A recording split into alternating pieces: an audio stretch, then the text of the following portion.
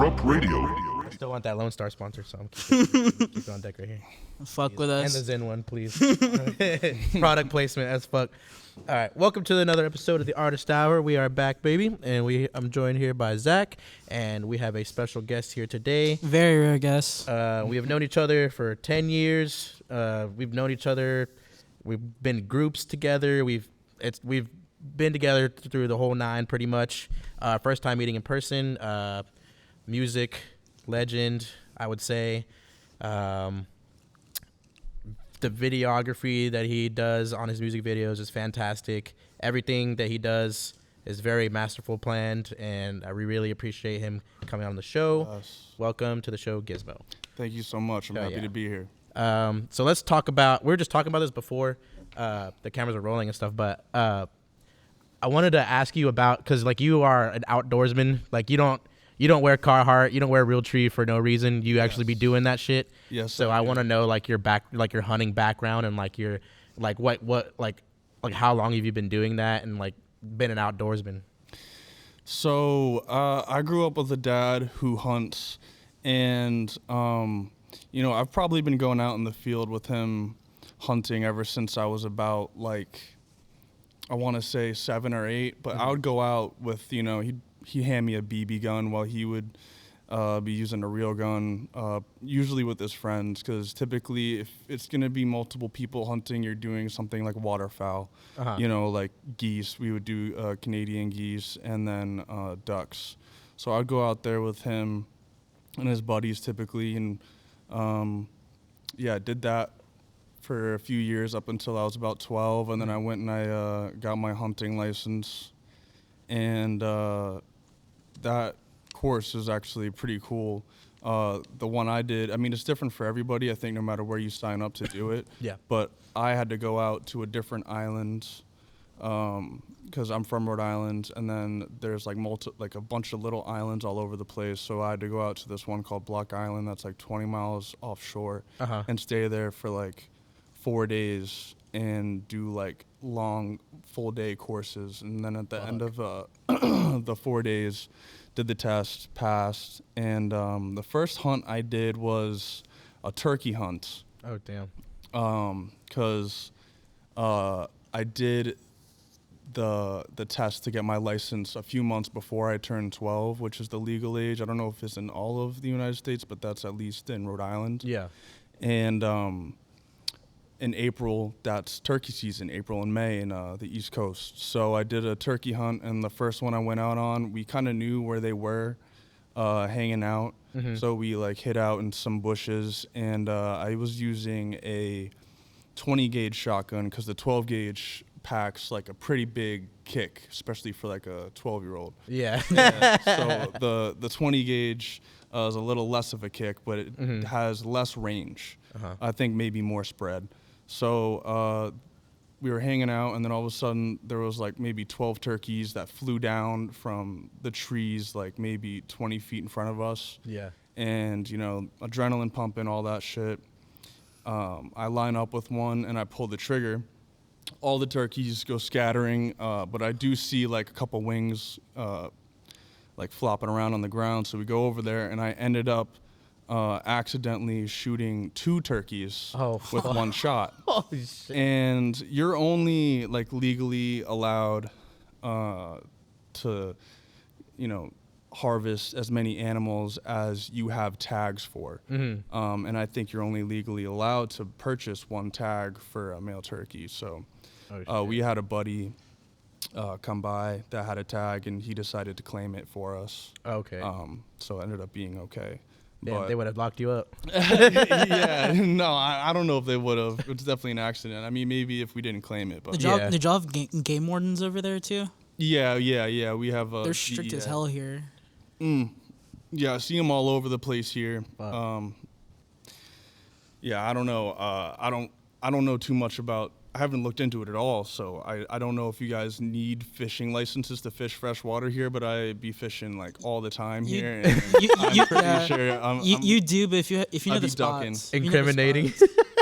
That's crazy. That's crazy. The best spot I found out here for freshwater fishing was on the side of the highway at like an industrial piping plant. What the And I like had to pull over on one of those side roads. Like, you know, there's the highway and then there's the side road. That's Yeah. still kind of a highway because you're going so fast. Anyway, I pull over on that shit.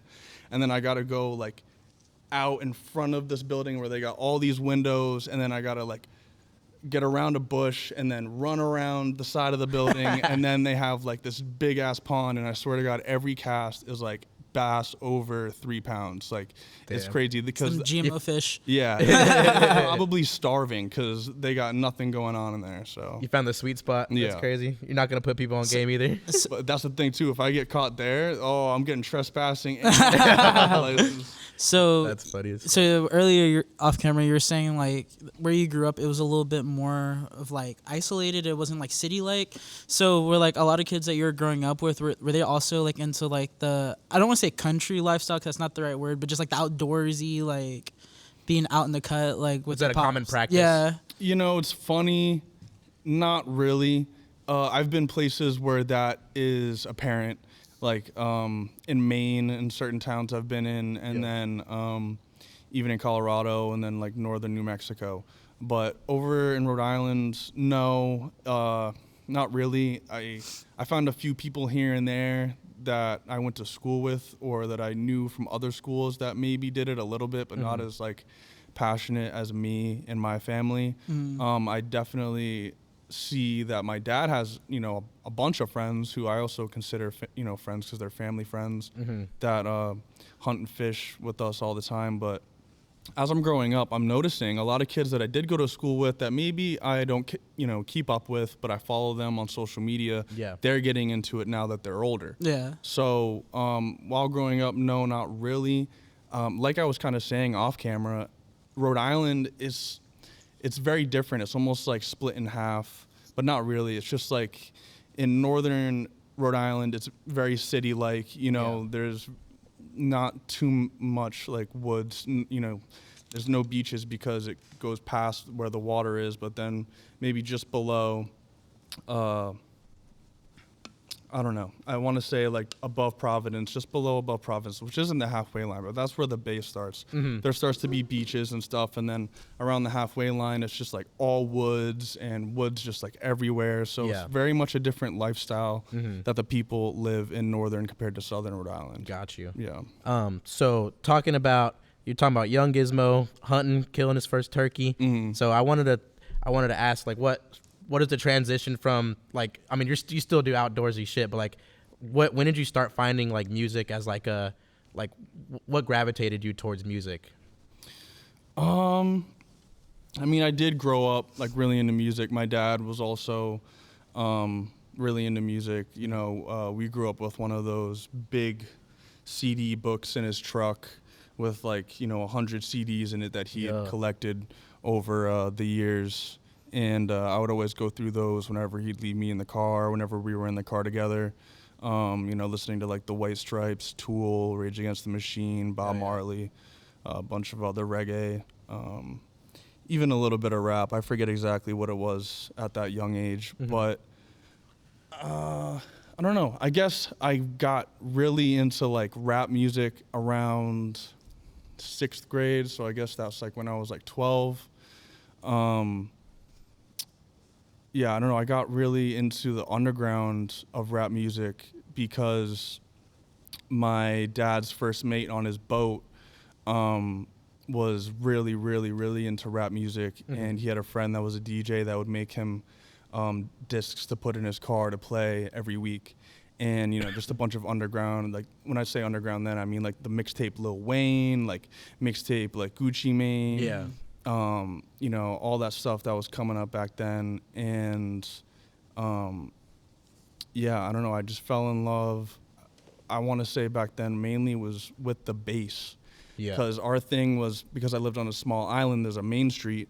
And whenever we'd pull on that main street and I was riding with my dad's first mate, we would roll all the windows down, turn the bass all the way up and then turn the music all the way up, and it would just rattle the car. Hell yeah. And it just felt so badass, like driving super slow up that main street with all the, people rubbernecking us, like, what the fuck? Like, who the fuck is that? Like, this is so ignorant, but it's like, it just felt so badass. I loved it. So I think that's when I really, really, really fell in love with like rap music. So growing up, did you already know whenever you first started getting the idea of wanting to make music, was it always gonna be rap, or did you take from other influences as well? Because your music isn't traditional rap. Well, I mean, you do have some traditional rap in there, but it definitely draws a lot of Genre influence. bending for sure. Yeah, when I started, it was mainly rap. My like biggest influence was like Lil Wayne. Like before I was writing my own raps, I was like going around, like I think I did like a program at like the Boys and Girls Club, YMCA, after school or something for a few months, and I would tell kids that I knew how to rap, and I would just rap like those underground Lil Wayne songs that I knew no one knew about. And I would like replace like some of the swear words with like different words, and then hit the rapper's name with mine. So Funny as fuck. I was just like always into it, and then I realized like, oh, I could play a beat and then like write my own thing. Or I think maybe a friend was just like messing around, and I was like, oh yeah, I'll do it. Like he was like, yeah, do it. But then after that, it was just fun, and that was like probably around 8th grade. And then what did I do? Oh yeah, I went to Woodward Skate Camp in Pennsylvania, which is That's with the massive half pipe, right? with the massive half pipes, and like it's pretty much just like 1,000 acres of skate parks, and you can do pretty much whatever the fuck you want. All you got to do is go to like 1 hour of skating with your counselor in the morning, and then show up for breakfast, and then you can do whatever the fuck you want for the rest of the That time. sounds wild. Yeah, What the I hell? remember It is that wild. shit's And so then bad. the other half of the camp is a cheerleading camp. So it's just like a bunch of horny skateboarding and the cheerleaders. So it's just like it is crazy as hell. That is so wild. But I guess they had built a studio there the year I went there, the first year, and I wasn't in the music program. They have all these programs. They have like a filmers program, photographer, cheerleading, skateboarding, biking, scootering, whatever. I guess they were making a music program, and I was just going there every day like, yo, can I use this? Yo, can I use this? And that's when I recorded 2 of the raps that friend had like, been like, oh, write a rap, dude. And then I did it in class, and then I went and recorded that at that studio. And then after that, I had those 2 songs. I didn't know what to do, where to upload them, and I just Googled like where to upload your music for free, and that's how I found SoundCloud back in, it was either 2012 or 2013. Yeah. But those songs are completely gone. I can never find them again. Did you go by another name? That, yeah. That time I was Ben G. Paper. Oh, wow. I get made fun of a lot for. I was Benji Paper, and then I was Benny B, and then I was Ben Low. I was like, that was when, I don't know, you know who Retchie P is? Yeah. I was like, oh, he's all in that like polo shit. I was like, oh, I'll be Ben Low. And then after Ben Low, That's real as fuck. that's when I went to, Gizmo. So obviously that's Gremlin influenced. Yes. So like, did you like? Was that like one of like your favorite movies as a kid, or like what? So what gravitated you towards that? Yeah, that was one of my favorite movies as a kid for sure. I like even still to this day, like I just dig for movies that came out around that time that have that same kind of vibe to it. I love movies from like the 80s and 90s where there's no CGI involved and it's like a puppet or like animatronics. Yeah. But I chose Gizmo because that was at the time, it's like I'd been on SoundCloud, and then I found the SoundCloud scene like 2014, and I was just thinking of something that was cool and that like related to me, not related to me, but like something that was cool that I could attribute to myself and the style I was trying to deliver. Yeah. And Gizmo just seemed perfect for me because I liked to do the singing or harmonizing songs. I like to do the chill rap songs. But like if I get pissed or if something makes me angry, which would be in correlation to my name, getting water on me or staying up after midnight, then the gremlins come out, Yeah. and then I turn into a gremlin. Oh damn! I didn't even think about all that because I'm not really familiar with gremlins at all. But I know that. So like if they like get water on, you said after midnight or something like that. If they get water Can't on feed them, then they then you can't Gizmo feed will 'em. spawn off a bunch of baby gremlins. But if you feed them after midnight, I think it's pretty much the same thing. Yeah. Oh shit! That's wild. So you said you got into like the SoundCloud like movement like probably around like 2013, 14. Mm-hmm. What would you say like you were starting to like listen to at that time? Was this like Chief Keef Space Ghost Perp era, or is this like a little bit more after that? Yeah. So I can trickle down the waterfall. It all started probably with what was it? When it was like 2012. So I was 8th grade. That was when it was like Odd Future for me. Bastard had just come out. And then I found ASAP Mob. And from ASAP Mob, I found Space Ghost Perp. And then from Space Ghost Perp, I think I found Ethel Wolf. Yep. The first track I heard was Dark Destruction. Yeah. And I was like, yo, Yep. I love this. Mm-hmm. It's dark as fuck. He's talking about killing, like, yo, like this is hard as fuck. And that's what trickled me down into it. But yeah, started off with Ethel Wolf and then Lil Ugly Mane. Hell yeah. Because I remember I think I first listened to him and the music was cool as whatever. But then when I heard, I think it's called Throw Them Guns. Is that it? Yep. Yeah. And then I saw the music video. I was like, wait, yo, this dude is white. Yes, bro. I had the same I exact. was like, yo, the this one with dude the back is of white. his head, and he's walking. Through Yeah. with yeah. So fun fact, that's actually not him. It's not. It's a fan from I think Siberia or Russia. Wow. I did not know that either. And they sent it to a YouTube channel, but they only knew that he was white. They didn't know what he looked like at the time. Yeah. So they automatically assumed it was him, but it was a fan-made music video. Wow. And Lil Ugly Man has said like not publicly, but like here and there he'll say, "No, that's not me. It's just some random Russian dude." But at the time, yo. everyone knew that he was like white, but they didn't know what he looked like because Yeah. they just gotten over the fact that he wasn't black. Yeah. Yeah. And so everyone knew that he was white now, but they didn't know what he looked like yet. And this was whenever he was still doing punk mainly, so he was Yeah. still like focused on his punk projects. And so no one knew what Lil Ugly Mane the rapper looked like. Yeah. And so he sent in that video, and everyone assumed it was just him, and it went viral. That's crazy as fuck. It is crazy because Even Denzel thought it was him. Denzel Curry thought it was him too. I mean, shit. I bet some people that already knew him and saw that video might have thought it was him because Yeah, he, for real. he balled as shit. And it's like the or same height sometimes too. he do. It's Yeah. the same height too. But anyway, yeah, I saw that and I was like, oh shit, this dude's white. And then after that, I don't know when, but then whenever I found Bones, I was like, damn. It just gave me like, I don't know, because back in like, around that time before, in 8th grade and 7th grade and all those years before, the only white rapper I knew of was Eminem. Yeah. And he just seemed like the exception. Like, he was really talented at rapping. And, even when I tried to rap and I knew that, I was like, I can't rap that fast. Like, that's Yeah. crazy. And his bars are so crazy. Like, how the fuck? I mean, I used to look at rapping as like, that's like a superpower, Yeah, like that's exactly. just crazy. But then I realized over time that it's like a muscle and, you're doing what you want to do. You don't have to do that. But that only became a realization to me when I found Lil Ugly Mane and Bones. That's like, oh, I can do this and put my own twist on it, and maybe now like this could be a real thing. Yeah, it's crazy though because like the underground scene like opened my eyes to be like, music doesn't always have to be about like the lyrics. Like it can be about like the delivery or like the way you like Experience. go on the beat, the way it makes you feel. Like lyrical rappers like Eminem and J. Cole, like there's like another outlet, and that's why I gravitated towards SoundCloud so much. And as far as like the social media part of SoundCloud, like meeting up with other people and like talking to other people, collabing through SoundCloud DMs and shit like that. Yeah.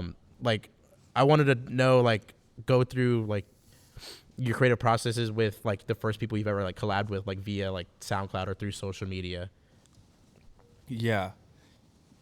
That is crazy because that kind of stuff was never happening before. Wow. Okay. Yeah. So I mean, it's funny. I went back into the rabbit hole last month, and I found this artist that I had collabed with back in the beginning of Gizmo, and his name was like Vargas or something. Mm-hmm. And I remember back then, like I don't even really remember, but maybe he had a couple thousand followers, and I just thought he was the shit because he had something going on. And then going back and listening to it, I was like, oh my god, like Yeah. what the fuck. But anyway, I guess I mean, No, that's real. when I started, I mean, I met a few people in real life that were local, that I would make some songs with sometimes, but it wasn't people I knew, which is funny. It was people that I knew lived in Rhode Island, and we were kind of mutuals through other mutuals. Yeah. And then I saw that he was making some music sometimes, and then we decided to, send each other stuff online and drop it, vice versa. He even still has one of those songs still up on his SoundCloud that I didn't even know about until last month, because I now am talking to someone that runs a page called Gizmo Deleted Songs. And I just found that. this dude be digging like crazy. Yeah. He hits me up all the time. He's really passionate about it, and I appreciate it because he's finding songs and using websites to find names of songs I hadn't even thought of in 10 years. Yeah. But anyway, after that, SoundCloud scene, and then first I started, talking to producers because SoundCloud had these like such crazy ass beats for like 2014. Especially at that time, it was all like 808s, like the John Mello type beats. Exactly. Like, Yeah, bro. Yeah, those were Pioneers, crazy. bro. Yeah, and the John Mello, the Perp Dog, like all that shit. I was Big just like, Los. yo, yeah, Big Los. Los. Fuck it. I was like, yo, this is so sick. Like, these beats sound like they should be on the radio. Yeah. Like anyone else I'd ever heard that made beats before that, it was like, some crappy, or like just didn't sound right. I don't know, it just didn't sound professional. Anyway, Yeah. every single producer in 2014 that was on SoundCloud was like fucking professional. Like, Yeah, it was crazy. exactly. And even the things they were doing were unprofessional, but it was pushing the boundaries of producing. Yeah, exactly. So that was where I first started talking to people. I remember there was this producer named Prime, or Steezy Prime. And he still makes music today, but it's a different kind of genre. I think more EDM-ish or lo-fi. I'm not entirely sure. I forget. But started making a couple of things with him, and then a couple other producers. And then that's when I started, I think I bought a couple of features off of some underground artists. Like I bought a Black Smurf feature. I think I bought an Eddie Baker feature. Yeah. And then That was so prominent back then. Like just like DMing people, like asking for feature prices and like beat prices. Like people were so like willing to work back then because people were just trying to get like more out there. That was also back whenever a repost was worth a fuck. Too. Yeah, dude. definitely. Yeah. But then through that process, actually, I think around the time I bought the Black Smurf feature, that's when I started talking to Prohibio. Yeah. And I started talking to him because it was like 3 a.m. one night. Xavier Wolf dropped a project. I heard the song Psychopaths. I was like, what the fuck? Yeah, I need dude. to message this Ridiculous. person right fucking now. So I find out who produced it. I message him, and I'm like, I found his email because I was like, I got to be professional. Like, this guy's huge. Yeah. So I message him, and I'm like, yo, like, I want to buy a beat. How much? I think he replied the next day or the same week, and then They were so cheap too, bro. he was selling them for $30. What are you doing, bro? But nah, he just wanted some weed. Like, yeah, exactly, bro. He's like, fuck it, whatever gets me an eighth. Yeah, That's but funny as fuck. then after that, I bought a couple more beats. I got the Black Smurf feature on one of his beats, and then I saw that he was doing some raps sometimes here and there, and I was like, yo, like, let's make a song. Like, you're sick as fuck. Hell yeah, dude. And then we started making some songs over the internet, sending each other stuff. And even before I flew out to live with him, it was the same thing with Peep. It was like we started talking over the internet, and we would just talk casually, and then one day we're like, oh, we should make a song, and then I sent him a bunch of beats, and then he sent me an open, and yeah, whatever. Even through that time, like we were FaceTiming here and there, and then whatever, we made the song. And I only ever met him once in Oakland, like months after that. But like, yeah, it's just so crazy how the whole era that we came up in was just so over the internet. It's so crazy too, because like I'm trying to remember if I met Milo before he even produced Psychopaths. 'Cause I'm trying to remember like when we like, because like we all had a huge fucking like group that we would just be talking every day. It'd be like me, you, Spence. Shout out Spence, I fucking love him so much.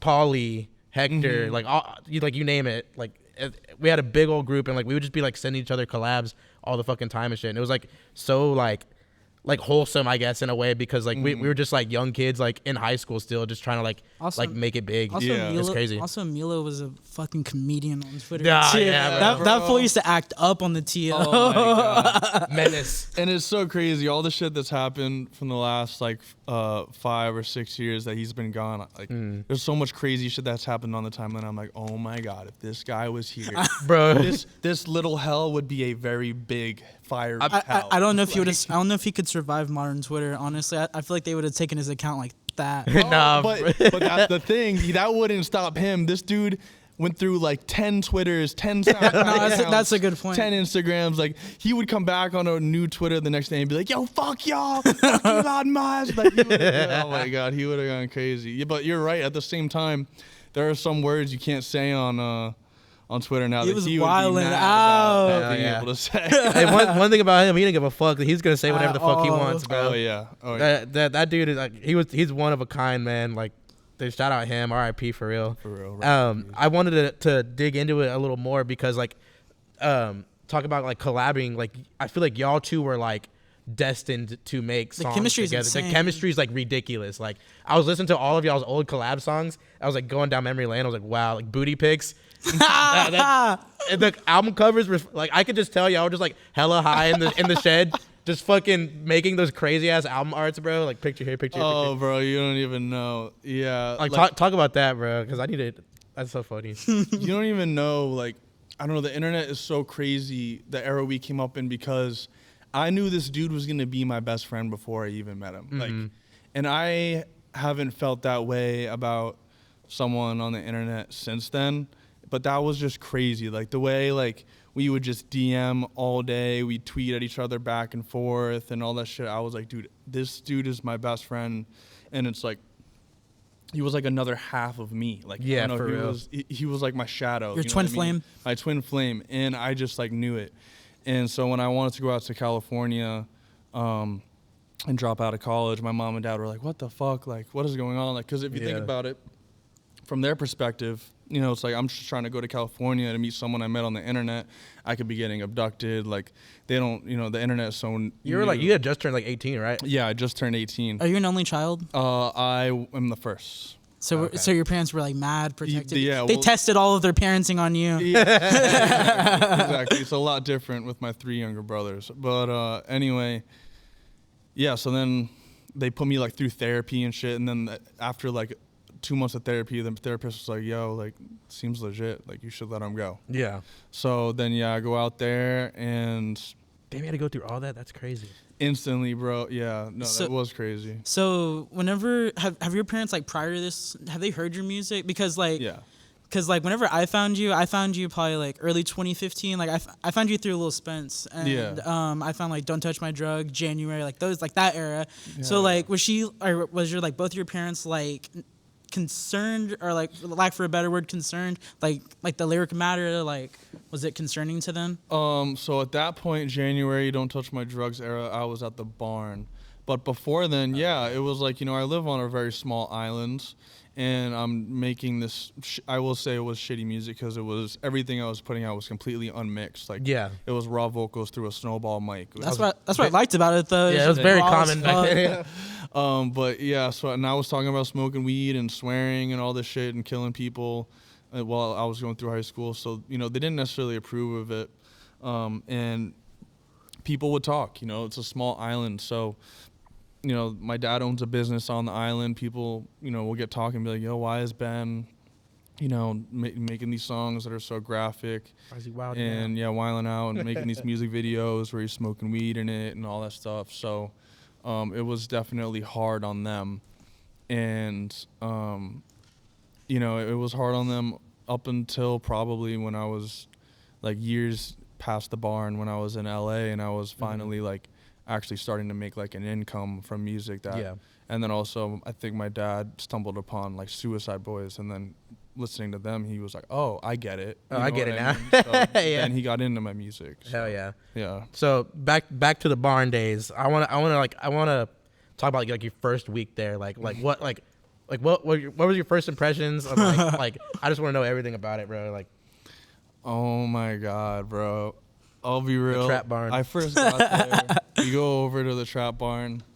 Like, I didn't see any pictures. I didn't know what I was getting myself into, like, before leaving. And, mind you, like, I come from a middle-class family, like, we had, like, a regular middle-class house, whatever. Anyway, so going there, I didn't know what to expect. We get there and open the doors, and it's just, like, a couch, small TV, computer with, a monitor on a desk, and then just 4 bunk beds in a shed with graffiti all over the walls. Yeah, bro.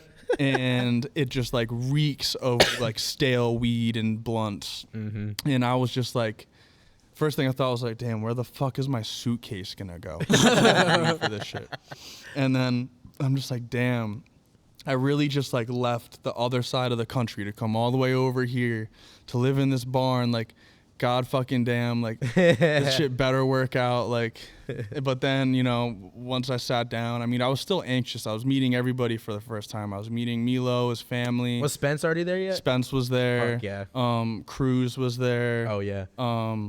Yeah, Milo had, like, all his friends come over. So it was, like, I was meeting everybody for the first time. I went to the dispensary for the first time, and we bought an ounce, and then we just went back, and we were just, like, I had never, like, seen, I don't know, like, we were just rolling backwoods, like, this thick, like, nonstop. Like, it was not stopping. Big like, fuckers. We're in a barn, and it's just getting hot boxed. And then he has, like, his dad in there, and I've never smoked with an adult before. Tripping you out. Tripping me out. Like, I don't know what to say to this dude, how to, like, set a good impression, because he seems like one of us. He's, like, fucking just, like, ripping the blunt, and he's cracking jokes and shit, and... yeah, I don't know. It was crazy. The first week, right when I got there, Milo was working a job. I think he was working at Burger King. So he was fucking pissed that he had to get up at 7 a.m. every day. And then I was just there rolling blunts all day, like just going through beats, like fucking around on the internet. Funny as fuck, bro.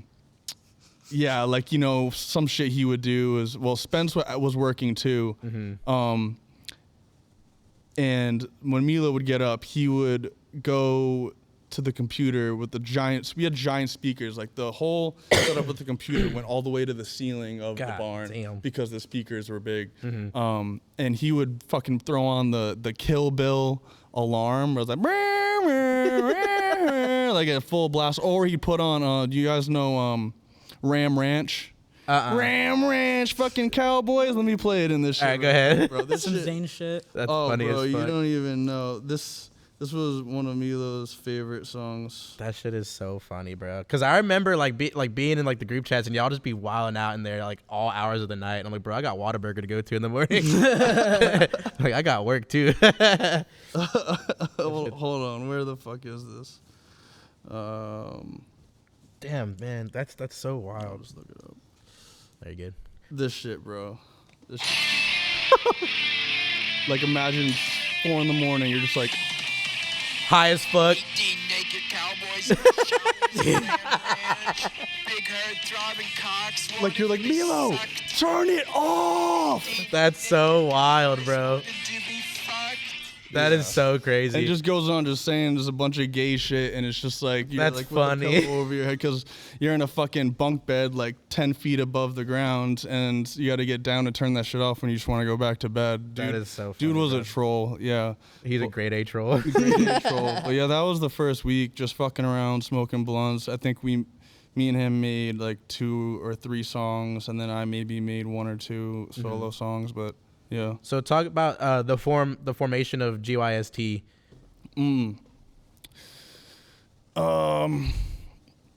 That idea came from Cruz made up the name from watching Rick and Morty. I don't remember if it was Rick or if it was Morty saying it, but I think it was Rick being like, "Get your shit together, Morty." So, or whatever. So Cruz heard that. I was like, "Yeah, let's make a group called Get Your Shit Together and name it GYST." So yeah, it was. I don't know. We were already just all a friend group making music together, and we were like, "Oh, let's just." I think Cruz came up with the name, and then it just became the group name. Hell yeah. So, yeah, I don't know. It wasn't ever. Yeah, I don't know. It was just a friend group name, I think. Yeah. Yeah, because that was the group chat name for forever too. Yeah. And that shit was wild, and like there's so many like stems like from that group too, like metaphysics. Yeah. And like, were you ever in it like fully No. or no? No, but that's funny too, because I remember around that time, I think it was January or February 2016 when I had gotten to the barn. You know, me and Milo were like, dude, like I wonder how much Mavo sells features for. Like, oh my god, like he's popping, and Bro, he's good. he's so fucking good, so talented, and yeah, now we're great friends, and I lived with him for a couple years. It's crazy how you know, things happen like that. So Dude, and like they what's that guy, the producer named Mana? He like worked with them a lot too. Mana Hybrid. Yeah, Yeah. dude. ain't got Mana. Dude, his beats are fucking crazy, and like I was hearing that, like they were like kind of like woke, like they're like their lyrics were so like the MK Ultra shit that they were doing, like that. The whole table was like, damn, like I didn't know anything about this. They put me on, like Yeah, I don't know no. about any of that shit, and I was like, whoa, they're saying this and rapping about it. This is hard. Yeah, they were crazy. That was an era that I wish had more shine to it. Yeah, Like It was underappreciated as fuck. underappreciated, and it's not talked about enough. I don't know. Yeah, Yeah, exactly. metaphysics was cool as fuck. Like they're like pioneers in their own way, and like they're like so like they're still so low key, and I'm like I don't understand. I think it's just because, like, I don't know, I was talking about this with my friend Ryan the other day. Like, I think a lot of people were thinking that it was like Twitter rap. Like, you had to be on Twitter to like get it, because like I was like super on Twitter and trying to show, especially Prohibio, like his beats were one thing, but sometimes his like lyrics, like to a normie, it was real hit or miss. Yeah, Yeah, for And, sure. and like my homie Ryan, he was like a sponge with like all new music. Like, Yeah. I really had him into like Lil Spence and You like way back when. Oh, yeah. But he wasn't on Twitter like that. So whenever like there'd be like a name drop or like a feature, he'd be like, Yeah, "Who is yeah. this?" You know? What I Oh mean? no, you're so right. It was Twitter rap, and it was like in a way, I mean, SoundCloud rap, because it was us talking about, we were just always talking shit about people in the SoundCloud scene. Yeah. And just like, because we felt so underappreciated, and yeah, we just knew that we could do something big. Yeah. And so yeah, we were always starting shit, and I feel like, anger can fuel you. Most definitely. And that definitely fueled me for a lot of years. Fueled him And- too. Fueled Milo too. Oh yeah, he loved it, and it was Top great. tier hater in the best way. Yeah, he'd get pissed as fuck about something on Twitter, and he'd make a song about it, and it would be a banger. And everyone would be clicking that shit, bro. Yeah. Like I was like, damn. Literally. So I don't know. It's like a good thing and a bad thing, but yeah, no, you're so right, because yeah, we were just talking shit about, and I think that's why someone like my dad didn't get it. He was like, why? Like, I don't get it. Why Yeah, hate? I don't get it. I don't get it. So, Yeah. and yeah, it's crazy how my music has changed from that, because I did kind of realize that too, without giving it a name for like Twitter rap or SoundCloud rap, just talking about what was happening Yeah. in my little, I don't want to say circle, but in my little world It's on like the some internet. if you know type shit. Because like, Yeah. I remember I used to have to be trying to break it down the motherfuckers. I'm like, so, all right, so this is Prohibio. He's in the group with Gizmo. Gizmo also knows Black Sand, da-da-da-da. And then they'd be like, oh. I get it. Like, it'd be like one of those things where you had to like connect the dots, and they'd be like, Oh. And also, like, in our age group too, like, we're so chronically online back then. Like, God. like, all we did was like make music, check Twitter, check Instagram, make music. Always. Like, it's crazy. Even and like, even in school, in high school, like I was in the AP photography classes, so I was like one of the only people that got the Wi-Fi password. I put that on all my shit, and I was like on Twitter all fucking day long. bro, it was bad. Yeah. It was bad, dude. But back to what you were saying about connecting the dots,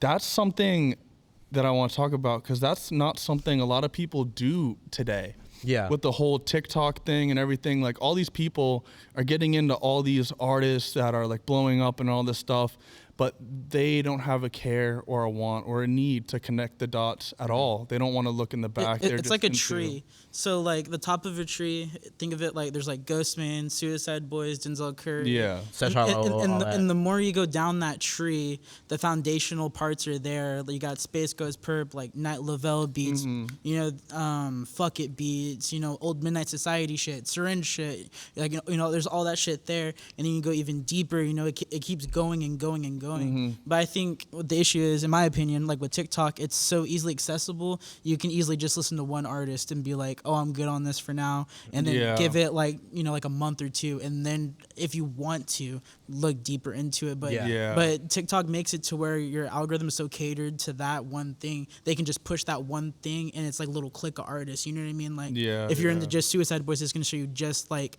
G59 shit, you know what I mean? It's not gonna break it down for you like it used to. Like I feel like that's why Twitter was so crucial, because it was like you would see who was interacting with who, and by default you would look on their profile. See who's related, like who are they retweeting and all that shit. Exactly. You had to look for shit back then, but now it's right in front of you, like everything. Yeah, Like- I agree, but I also feel like it's a lot of the same thing. Like, for instance, back then I would just like be on the SoundCloud feed and whatever people reposted, like I would listen to it and trying to find new artists.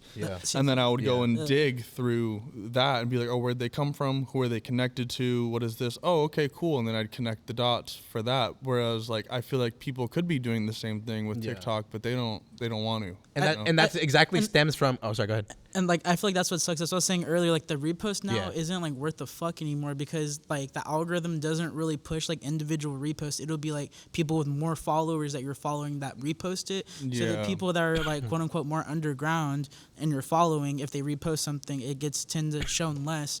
Like say Thor reposts something, it's not gonna get more attention than if you were to repost something, because the algorithm's gonna choose the account with the more followers that reposted that content.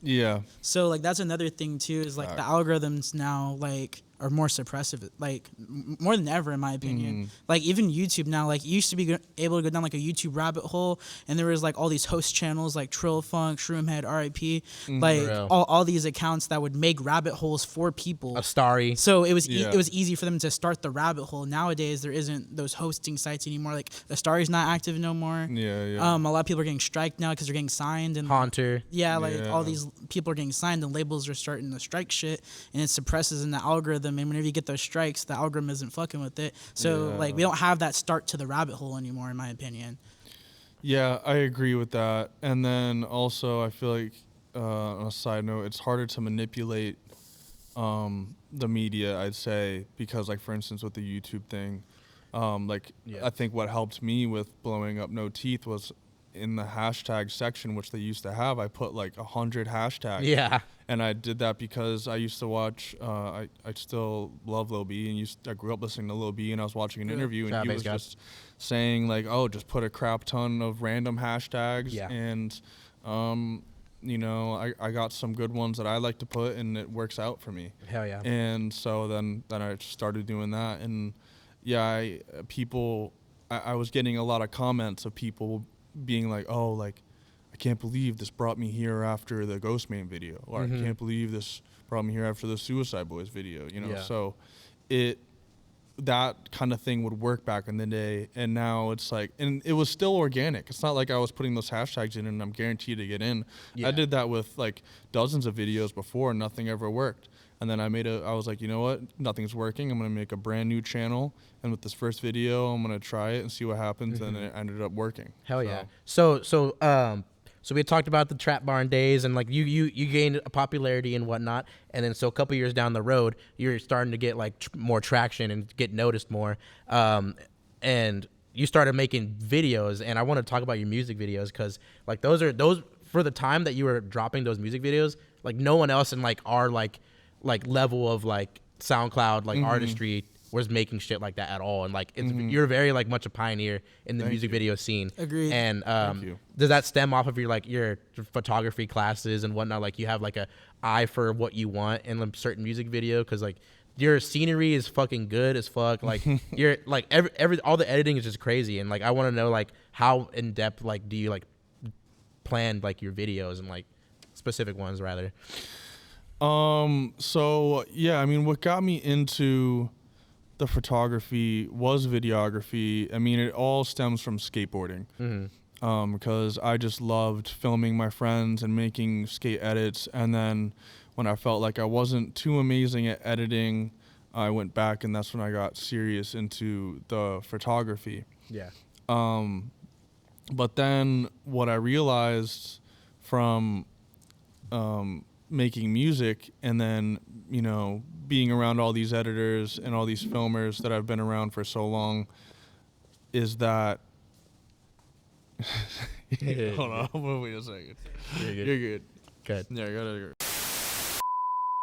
From skateboarding, yeah, I was filming all my friends, and then that got me heavy into. That's when I took photography seriously, because I wasn't so good at editing my skate edits. Yeah. And then yeah, once I got into the SoundCloud scene, music taught me that, you know, you can collaborate with other people, and I was watching all these other videographers do the same thing, and yeah, no, I knew I was pretty decent at shooting videography, but yeah, I just was never super confident with the editing. And oh my God, I'm going in like circles. Dude, this is what a podcast is, bro. I learned that you can, yeah, one day I was like, okay, I can pay one of my homies that are really good at editing to edit my videos. So I got a new camera, and then, yeah, I started shooting. I only did a handful. But yeah, I mean, filming is pretty much the same thing as photography. Yeah. You know, you want to have your color settings correct for the post editing. You know, you want to have your ISO, your white balance, your shutter. But for me, my favorite thing, even though it's not like technically what you should be doing, is turning my aperture all the way down, because then that makes for more of like a depth in the picture. Like there's like only like, say I'm shooting this way, there's only this much of what would be in focus, and everything in the back will just get really, really blurry. And then depending on the lens, if you have a really good lens, then that, like, let's say there's a little light in the background, the blurry will turn it into a circle, which they call bokeh or bokeh. And if the better the lens, the more crisp that circle is in the background. So I'm just like addicted to bokeh. So that's what inspires me in every shot. Whatever in the background I think will look really cool in that blur, then I typically go for that. Damn. See, I didn't even know that you have a photography background either. That's that's so crazy. And like you could see that in your videos, because like I'm sure like you don't edit every single one though, do you? Or? No, that's the thing. Any video I had ever filmed, I paid one of my editor friends to edit it for me. Do you know PDIXX? PDix. Yeah. Okay. Me and PDix actually lived together in the house in LA. I remember him, bro. It was me, my ex-girlfriend, PDix, Mavo, and then Mavo's friend Peter. Damn. Yeah. And like so like you have I know you like they edit it, but like you have a strong like hand in it. Like you're like helping them out like what you want and like the creative direction. Yeah, the creative direction. Yeah, for some of them I wrote a whole script. Wow. And I would send them the script. There are some videos that I haven't shot that are my own music videos that I've directed. Yeah, I don't know. It all depends. Whatever I think is perfect. Like for instance, one of my videos I did that got on a Starry, I filmed that, and then I told the editor, like, just make it like a montage kind of style. Yeah. But then he just went and did his own thing, and it came out perfect. Hell yeah. And then that brings a lot of traction too. If someone sees a sick music video, they're like, oh my God, this dude is like serious about his shit. Yeah, yeah. And did you like start noticing like people are starting to catch on like because of your videos, or is that just your music? Oh, well, for my music videos that are on my page and that are my own videos, I haven't filmed any of my own videos, but I've helped direct a lot of them. Yeah. Yeah. So going back to, I'm gonna circle back to like the Peep feature and all that, and so was that like your first like big song that like did like crazy numbers, or is there like another one that like stood out before that? Funny enough, that song didn't really do crazy numbers in the beginning. The first one that did crazy numbers was No Teeth with that music video. Like every day, me and Prohibio would go on and like refresh it, and it was like crazy. I still, to this day, hadn't seen. Well, I mean, I Put My Dick in Your Mental had a good run too, but Yeah. No Teeth. That was crazy watching that go up so organically. Yeah. Yeah. That is wild to see like your uprise and like how much you've grown in the last 10 years, because I've been there since damn near the fucking start too, and like it's crazy. Like whenever you drop that Psychopath like Halloween Blood Wizard, dude, that shit like honestly like that shit like fucked the game up on SoundCloud. I'm not even gonna lie, that shit was fucking nuts. Like no one was doing shit like that. Like I mean, no one in our like the underground-ish, because like by then I feel like Sesh Hollow Water Boys and like Suicide Boys, they're like skyrocketed by then. Yeah. And like no one was doing that, like that masterfully done, like the way it sounded, and like Don't Touch My Drugs, like that shit is fucking that's just ridiculous to this day. Yeah. and I was like, damn, bro, I was putting people on, like I was like, this shit is like different. Yeah. Like this shit's fucking different. And like it's so crazy to see like your evolution, because like you can do anything really. Like you can sing, you can rap, like you can do the screaming rap, like you just like you're very versatile. And is that something that you've always like wanted to be? Like you always wanted to be like a bag of tricks, like you can do like whatever, or you just like, or you want to stick to like a certain sound? I definitely like I never wanted to be a one-trick pony. Yeah. I do like that I can do multiple things, but I definitely know for the majority my fan base is interested in like the heavier stuff. So like for instance, I am working on an album right now, and most of it, I'd like to say 90% of it is going to be all heavier stuff. Hell yeah. Like for instance, I know someone might say, or a bunch of people might say, like for instance, Gunna just dropped album today, and to each their own, but like when I listened to it, I was just like, oh man, like every song sounds the same. Yeah. And it's all sick. Like that one sound is sick, and some people might like that. Yeah. And I know some people might say this about the album that I'm making, but it's like every song will have something different to it. But yeah, it's all gonna be that one type of genre. So Oh, yeah, dude. I wanted to ask. So, I don't want to say like in like your immediate like circle, but how does it feel whenever people commonly associate you with just quote unquote trap metal? Because there's way more to your music than just that. But I did notice whenever I was thinking about questions and I was going through Reddit, I did notice that a lot of people were trying to like not box you, and that's not the right word, but they were trying to associate you with, I mean, me personally, I guess because I've been listening to him since Thor showed me you, like, literally almost 10 years ago. Like, I've seen, like, that you have the different sound, but, like, what's your opinion on, like, people trying to say, like, you're mainly trap metal? Because if someone goes deep in your discography, that's not the case. That's not the case at all. Like, Yeah. what's your opinion on that, like, the community as, like, a whole?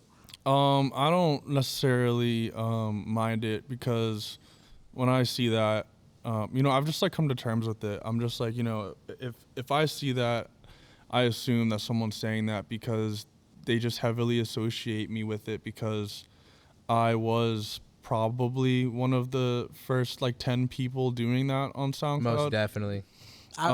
So I think that's just why I'm heavily associated with it. But I just think in my opinion, sorry, I didn't mean to cut you No, you're off, good. but like, I just think it's crazy because the people that they're comparing you to, they're like, for lack of a better word, I mean this respectfully, they're like kind of like your sons.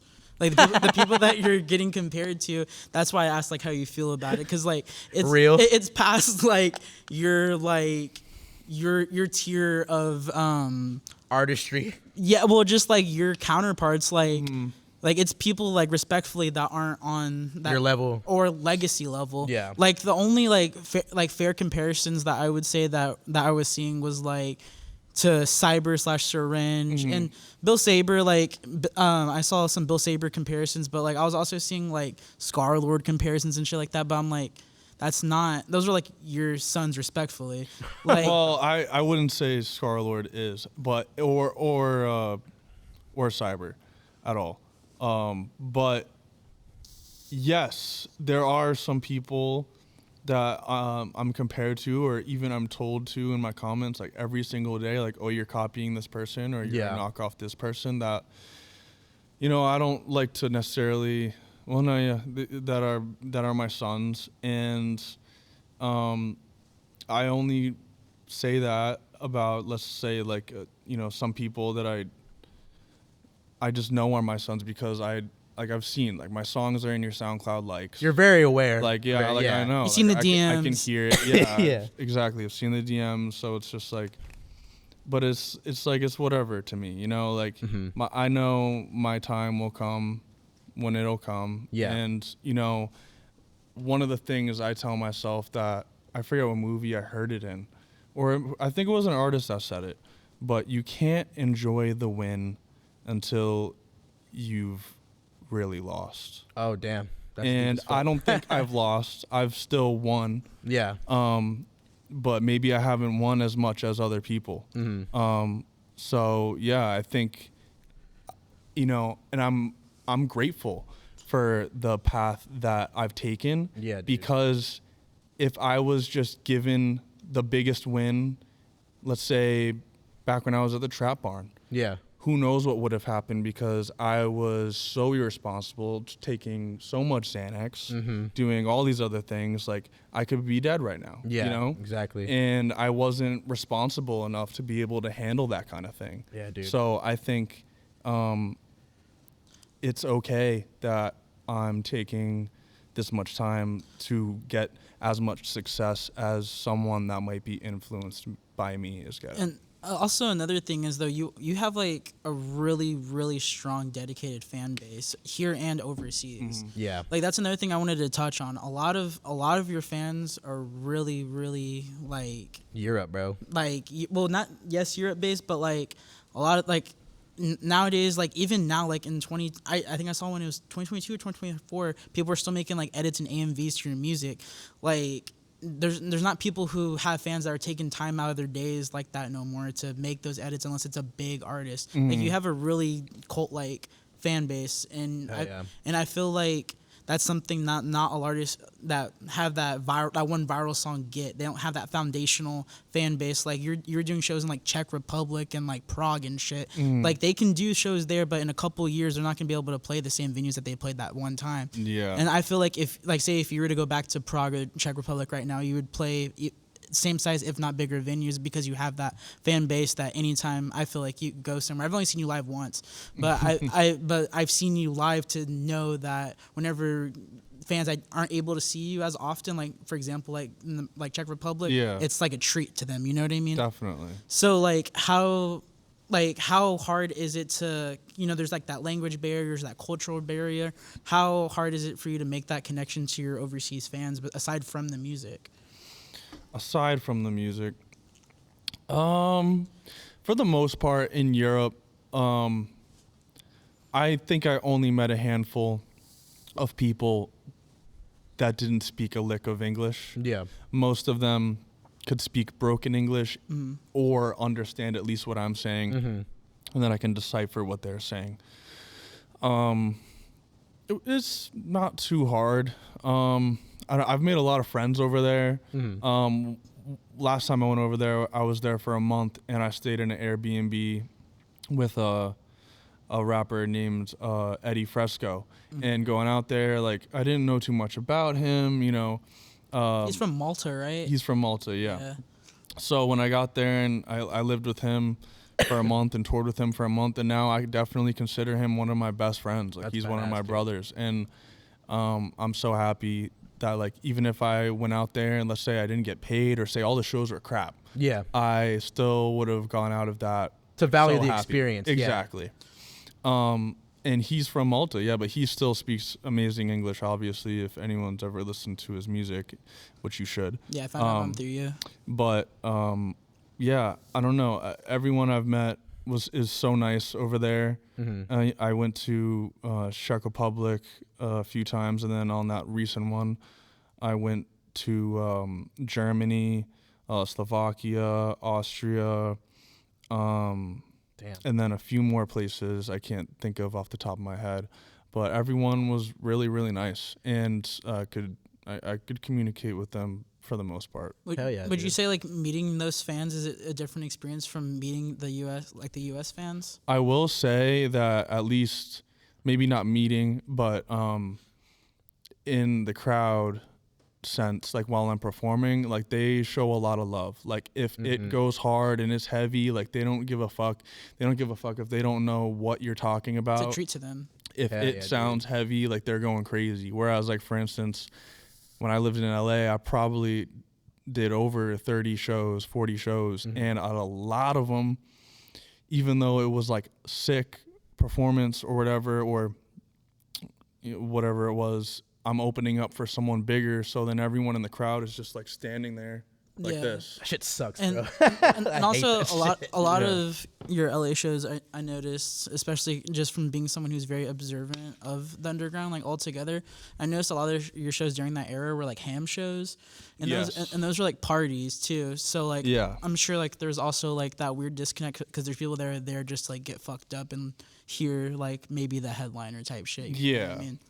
Those ham shows were crazy as fuck because you're right, it was a party. Like, whether I was going there to perform or just going to one, it was like crazy because everyone that, like, let's say like someone outside of LA, like Thor, like that's in the scene, like everyone that's in the scene that's in LA was like at these ham shows. Yeah, ham had a grip on the underground for most definitely, bro. So long. If COVID wouldn't have happened, I feel like they would still be. Oh, easily. I wish. Shout out Adam, he's a really cool dude. Yeah, I wish Adam started those back up after COVID, but I left LA before that could have even been an option. How do you feel about like LA? Because like someone who's lived there and like I've been there like 5-6 times, and like it's just like it just feels off every single time I'm there, bro. It just, I don't like the energy there, and like I don't know if you can relate at all, but like it just doesn't. It feels like dystopian almost. Yeah, I left and I'll never move back. I did not like it.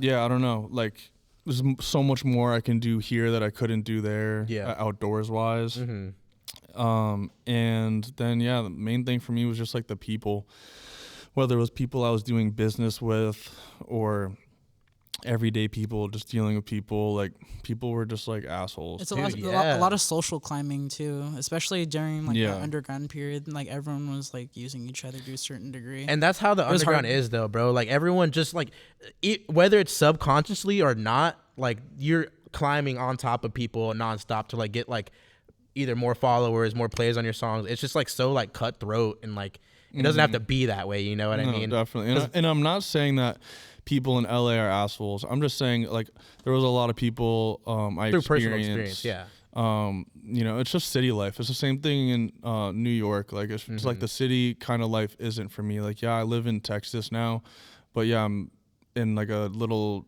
town or city below one of the main cities. You know what I mean? Exactly. So you get that balance. Like, I feel like in LA, everything's right in your face all the time. Yeah.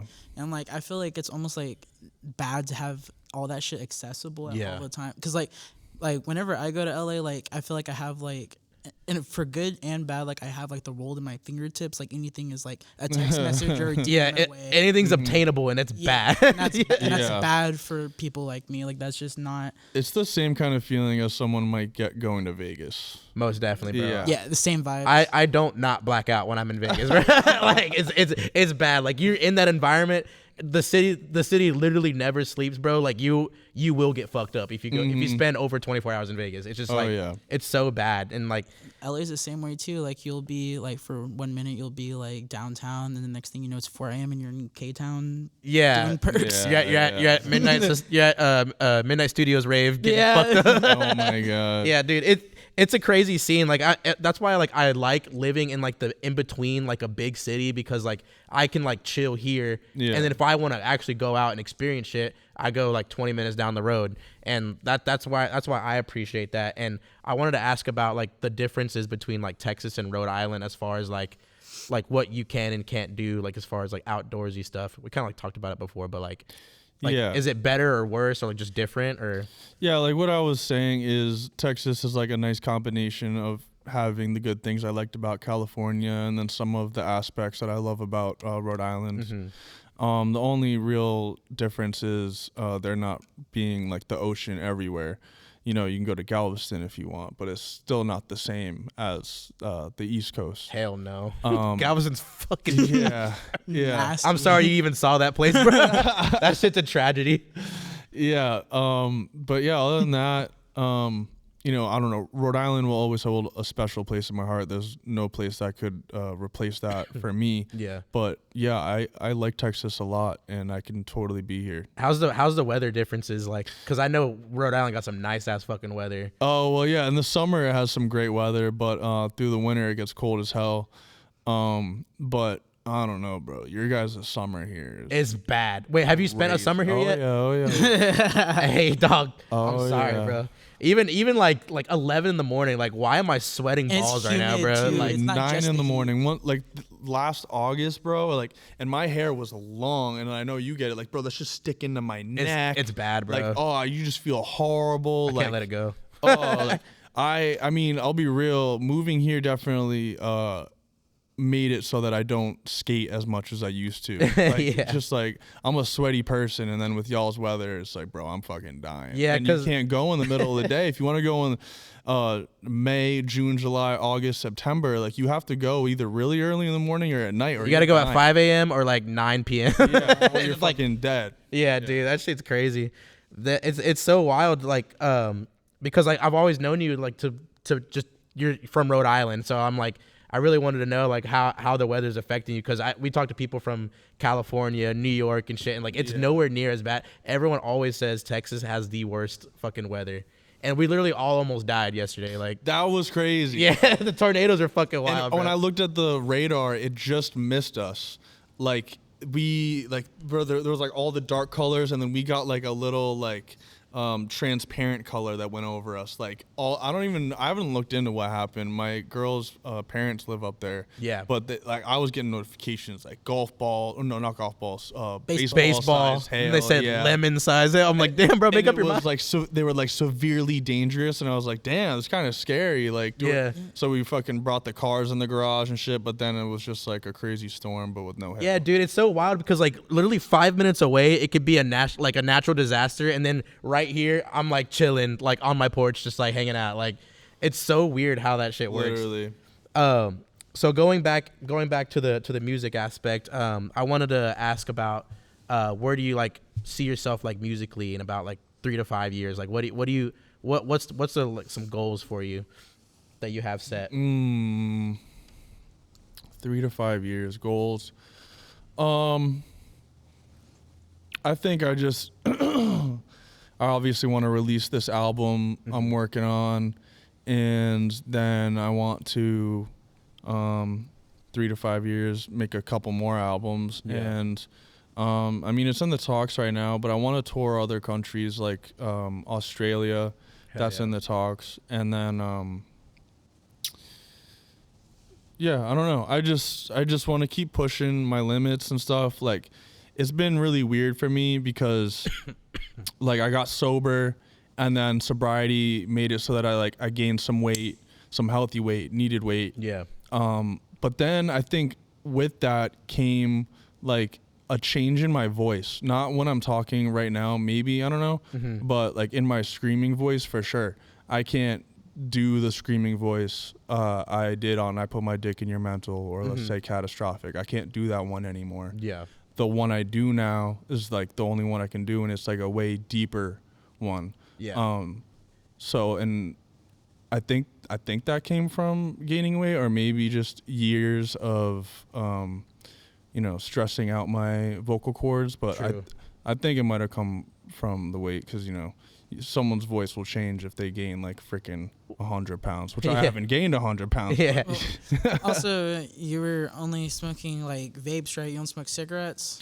Right now, yeah. Well, I came up smoking cigarettes, and then for the last 2 or 3 years, really only vape. Yeah, I mean, probably whenever you put down the weed and you stop smoking like the actual like blunts, like tobacco-based blunts, I know that affects your vocal cords too. Okay, that's interesting. Because it opens up your larynx, and like the base of your larynx, it starts to heal, like because it's something in the actual tobacco. That's why whenever you're vaping, like a lot of singers will still vape and shit. Yeah. But you won't see a lot of people smoke cigarettes anymore. It's because it fucks up your larynx, and it can cause like if you're like singing and you've been smoking cigarettes, it's gonna cause, I forgot what it's called, but it's essentially a vocal disconnect. Yeah. And it's gonna cause like gaps in like keeping a note. Like you'll be like screaming and like like, Yeah. Yeah. that's your larynx like trying to get air and circulation because the base is all fucked up, the base of the larynx. I mean, Yeah. also too, like, so like you've aged a little bit since, like, that too, you know what I mean? And like, so this is such a horrible comparison, like compared to you, but like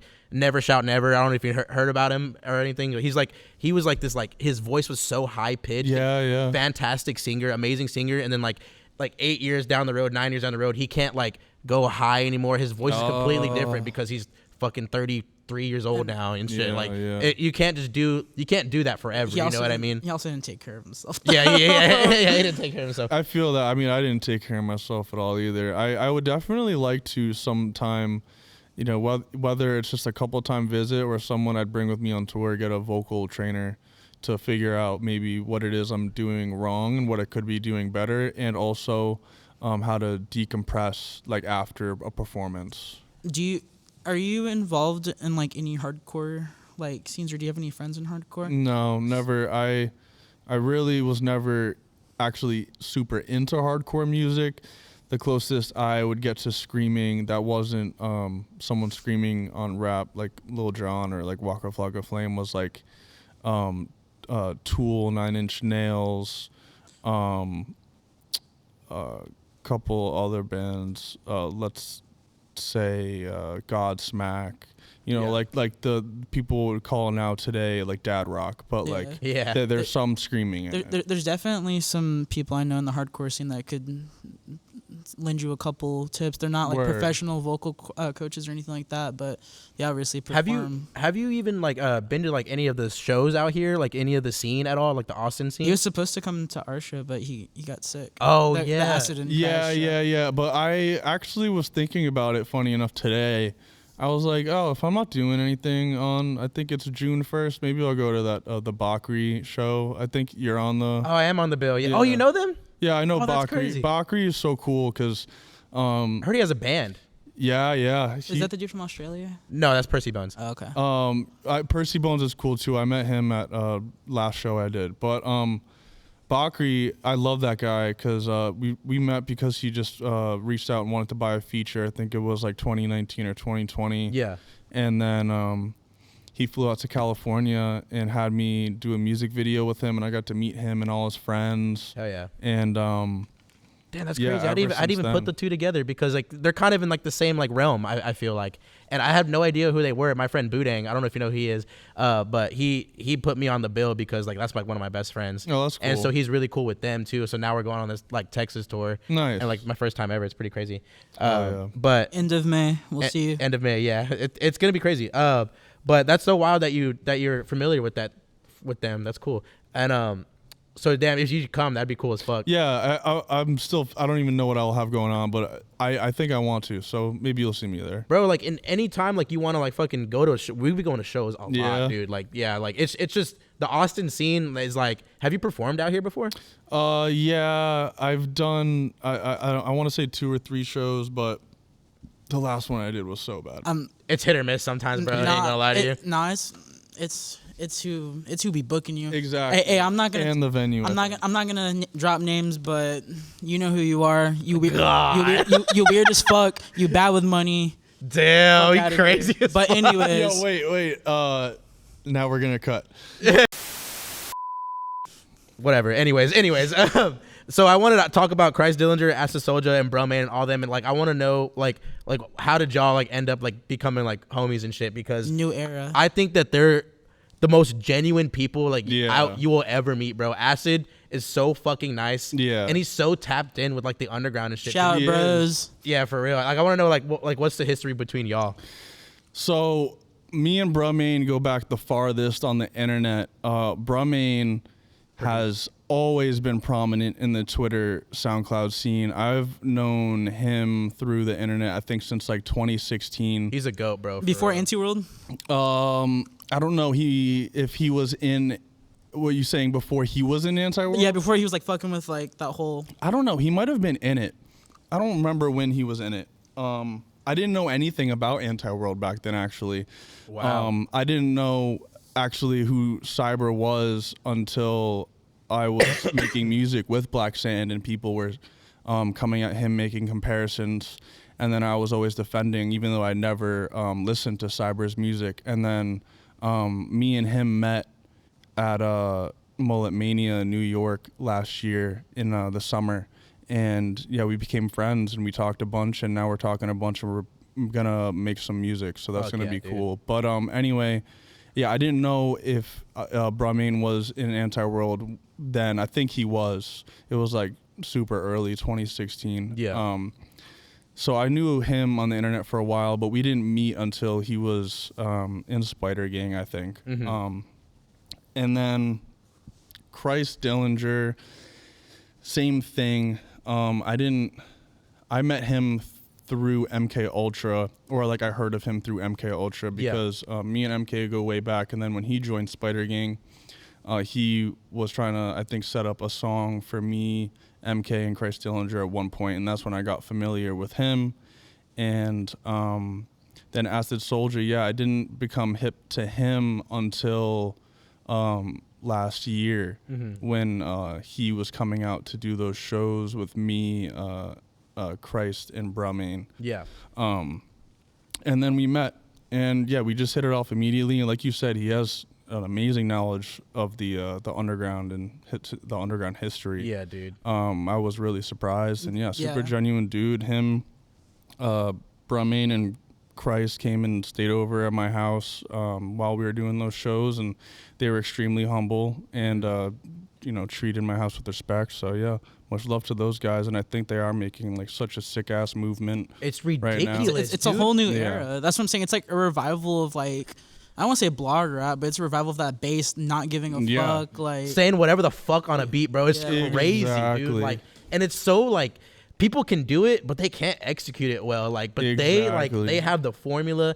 And like going back to like the music videos, their music videos are ridiculous. Like over the top editing. Like it's just so like their work ethic's fucking insane. it's just so ADHD, and I love it because like I fucking love that shit. And like going back to Acid's like music knowledge, we were at the B&B up until 5 a.m. just talking about like all the trees of You're connecting the SoundCloud, dots. connecting all these dots, bro. And I'm like, dude, you know everything. Yeah. because he's friends with Deuce Fade. I don't know if you remember Deuce Fade. He's the Yeah. homie out of Colorado. But we had just finished our show and they were doing a music video, and I think it came on like YouTube or some shit. I was like, oh my bad, I'm finna change it. He's like, nah, keep it on. It was an old ass Deuce Fade song produced by the homie Ginseng. Old ass song from like Facts. 2015, and he knew the song like word for word type shit. That's funny, It yo. was so, I was like, damn. Yeah, he also has some extreme in-depth knowledge about Star Wars, and it was funny because I don't know how it came up, but He loves that Yoda filter.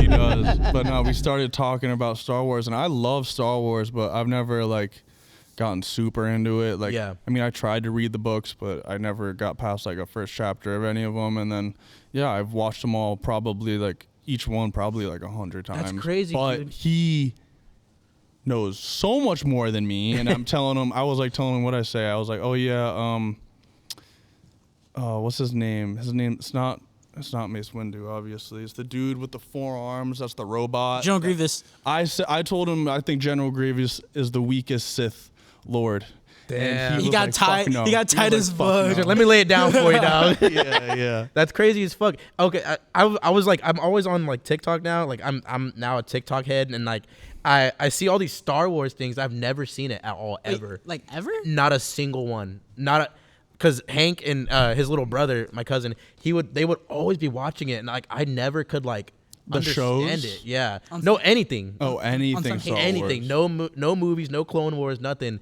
And but I be seeing all these clips and like, damn, like should I like watch it? Like I don't know. Like I personally think it's better than like Star Trek and shit, cause like it's about like Oh, yeah. war and like what war Oh, does. yeah, If you it's think way about better. it, like Star Wars low-key kind of deep if you think about it. that is so wild. Like I've never tapped into Have it. you ever tapped into Lord of the Rings? No, never. See, that's the thing.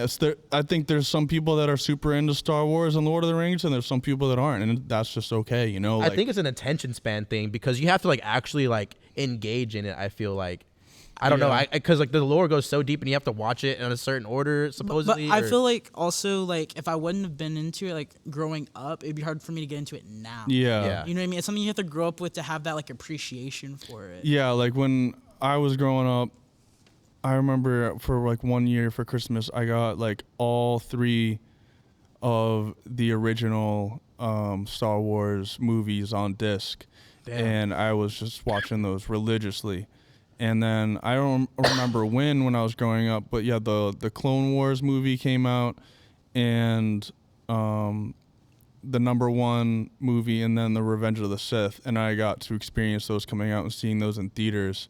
And back to what you were saying about you have to watch them in a specific order. If I'm sitting down with someone, I'm taking it super serious. Yeah, I'm gonna be like, yeah, you have to start at #4. Yeah. because that's what I started at. Mhm. But I think anyone could start at almost any one of the movies and get into it. Yeah, you could start at #1. You could start at #4. If me and you were sitting down right now and you were like, oh, like show me Star Wars, like a Star Wars movie to get me into it, I'd put on episode 6. Damn. And, Really? And that one's my favorite and always will be. And yeah, I don't know. It's different, and yeah, it's an attention span thing. I think so too. Yeah, I just can't like. Oh, now this year I'm gonna make it a goal to watch all of it. So I'm gonna do that's a bucket list thing for this year. But going back to like, so like, did you grow up on it, or like, so what other things like were you growing up on like watching as far as like movies, TV shows? Yeah. Yeah, I grew up on Star Wars because my dad loved Star Wars. Obviously, Gremlins movies. E.T. I loved E.T. What else did I grow up on? Obviously all the Cartoon Network and Nickelodeon shows that were fucking amazing. Were you like primarily like a Cartoon Network kid? I don't know. I was back and forth. Whatever was good, that was on. But then up until I was maybe 13, it was like I claim I'm a Cartoon Network kid because I love Adult Swim. Yeah. Really? Like I would Facts. just love staying up for Adult Swim, no matter what. Past day the of week it bedtime was. and shit? Oh yeah, Yeah, I'd be up dude. till 2 a.m, waking up at 6:45. Like let's go. Turn the TV off, go to bed, turn that shit right back on an hour later. Watch Aqua Teen Hunger Force. Bro, I'd go to bed with that shit on because I wouldn't care if I wake up at fucking 4 a.m. and it's like George Lopez on, or like if I wake up at 4 Type a.m. and it's Robot Chicken, it's like whatever. Go Whatever. back You to want bed. you pay attention for 10 minutes, like pass the fuck back out. Yeah, exactly. That's so wild. I feel like honestly Adult Swim was like also like my entrance into like anime. I don't know about for y'all, but Oh, yeah, like, Toonami yeah. is, like, Toonami, was, like, yeah, how, bro. you know, Agreed. That was Inuyasha and shit. yeah, that was my entrance into anime for sure. That's such a crazy thing because like back in like the 2014 to 2017 SoundCloud, like everyone was like anime bars, Oh, yeah. cartoon bars. Like it's just like it's so crazy how like that's like less prominent now. But now like going back to Christ Dylan and Astro Soldier, they be like referencing every show, every movie, like in yeah. their bars. I'm like, bro, like how do y'all like their brains are so like I don't understand how people can like put that shit on a beat. Like it's so crazy. Like I don't understand that. Like it's for like a particular audience for sure. Yeah. And like it fits my criteria perfectly. Definitely, but the anime thing with SoundCloud, like bro, like even I was doing that at one point, trying to do the anime rap. But it was like, for me, I think the whole anime rap thing is so cool because it turned into something else for me, which is like, for instance, I started listening to Xavier Wolf, let's say like 2012, 2013, something like that, when he was Eat the Wolf. And I didn't get into anime until, 2014, 2015. So I was listening to him for all this time, and I didn't know, or I didn't understand that he was referencing anime, or even in some songs, like he would be doing a whole song where he's pretending he's a character in that anime. Yeah, exactly. I just thought he was just talking about killing people and shit like Chief Keef was, like maybe exactly. with a random anime reference. So then that made me realize what I liked about that music was like, like just on a dark ass beat with some heavy ass bass, just like pretending like you're a character in whatever you like. Yeah. So you're telling a story at the end of the day. Exactly. And that's how I look at it now. Like whether it's like I watch something and I get inspiration and I write something from that, or if I want, I come up with something completely on my own. Like for instance, when I made my album called Grit, the cover is like just this weird fucked up like CGI person. Yeah, but for the whole tape, I'm pretending that I'm Grit, living like life as Grit, like I'm this creature. Yeah. And it's wild because like that, like the pioneers of that like whole like storytelling and like the music is like, so say we got like Xavier Wolf, we got the Ross Dilliams, we got Bones, we got all these people that are like that. Their lyricism is so crazy. Like I remember like listening to like the Castle of Depression or like the Relic. Like the storytelling, like man, like his music is just like, I gotta give credit to him too. Roz as well, also like not just Xavier Wolf doing the anime rap, but Roz as well. That's what made it click for me. I was like, oh yeah, I like the horrorcore lyricism. I wouldn't say I necessarily my music is horrorcore music, but yes, it is. It has aspects, and my lyrics, my style of lyricism is horrorcore. Yeah, most definitely. Yes. That's what I like about like Lil Ugly Mane too. It's like he's playing like a supervillain, and he's like self-reflecting as that supervillain in his music. Like like Mr. Thug Isolation. That's why I think it's still like to this day I think it's a 10 out of 10. Holds up. Oh yeah, 100%. Just 100%. And it's because like he plays this super intense supervillain that craves like all the vices of the world, like from women to drugs to money. Yeah. But at the end of the day, he knows like it's gonna make him feel empty, and it just makes him reflect on how empty he is on the inside. And like it's like down to the cover. Like the cover is literally the world in his hands, and there's people crying in the world. And then the second cover is it's so well thought out, bro. Exactly. Like it's like what's his name from fucking Batman? Penguin. It's literally like Penguin. That's like, crazy, bro. And like the second cover, like whenever he's like the skeleton looking into the grave full of money, like I feel like that's like a perfect, like not many covers can do that kind of thing, and I feel like that's one of the things that you've gotten right as well. Yeah, exactly. Is thank you. Being able to have like a consistent, not story, that's not the right word, but all of your bodies of work that you've released outside of singles have all maintained a very consistent like groove to them. It's almost like a comic book with some of your bodies of work. It's like a comic book to me. Hell yeah. Type shit, yeah. Like I feel like I'm following like a character, and I'm like in a third person perspective, and I'm watching, like, for example, like Don't Touch My Drugs. I'm watching this dude literally just walking around like an alley, and he's just like tweaking. It's very imagery, bro. I mean? but it's like almost like you're there in that situation. You know what I mean? Hell yeah. And same for this is like such a funny like comparison, but like I Steal Chicken, like that actually happened. I think is this like the actual, like you actually stole chicken? Right? Yeah. Fucking I Steal Chicken was about I don't know if it was our first show, but one of our first like 5 shows. No, it wasn't our first show. Trap Barn Days. Yeah. We would do these shows in Oakland. It was one of the first 3 shows we did in Oakland, and it was my first time meeting like KP. Yeah. And like shout out KP. KP. Mavo as well. He came out, but he didn't perform, but he came out, and that was my first time meeting him. And after that show, oh no, it was like right before my set or right after my set. I don't remember. Our friend Gunblade was shout out Gunblade. Yeah, he had Molly. So I had never done anything, I don't think, except for weed. And he was like, "Oh, you want to do some Molly?" And I was like, "All right, yeah, I'll do the Molly." So I did the Molly, and he's sticking. We were all just hanging out after the show. Me, like Milo, like everyone that was in our car that drove up together. And the show was at a venue, and most venues have like a kitchen to sell food. Not all of them, but like a lot of them do. Yeah. And this one was selling food, but I don't know. Anyway, I was just hungry as fuck, and I go in. I'm trying to get this lady's attention to buy some food. She was ignoring me. She was being a bitch.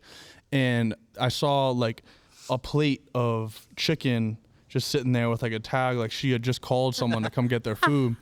I just grabbed that shit and I ran. Like she was probably as far away from me as you are. But her back was turned for a second, and I just grabbed that shit and I ran. All comedic and shit. That's funny. Yeah, and then I fucking made a song about that. How much time has passed until you made that song that you still like? Oh, I made that shit either the next day or the same week. Stealing chicken from 100%. That shit is so hard, bro. Like that going back to what he was saying, like you tell stories as well. And I feel like back in the day, like the 2014 to 2016, like I would get so lost in like the music and like the stories that other people were saying. And then I'm like, dude, like, cause like I would just like, I was fucking like what 17, 16, like just like imagining all the shit going on. Like it's just so crazy how like people can make stories out of music. And like you again, what he said, you portray it like so well. And that's why, we consider you as like a prominent like figure in the underground scene. Bless. And I want to talk about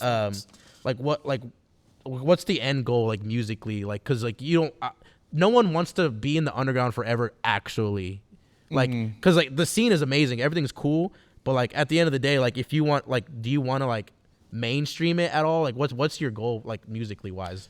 I mean, yeah, I would love that. I'd love to mainstream it. I'd love to get bigger, but I wouldn't say I necessarily have a goal for how big I want to get. I just want to, be able to keep on making music and having fun while doing it. Yeah. Because that's what it's been since the beginning. Yeah. You're staying true to the roots, bro. Yeah. Yeah. And, even if I am underground forever, I'll be happy with the fact that I left my impact. And I think that it will, be appreciated more as time goes on. Hell yeah, I think it's going to be the same kind of thing that happened like back in the 90s with all those bands that came out.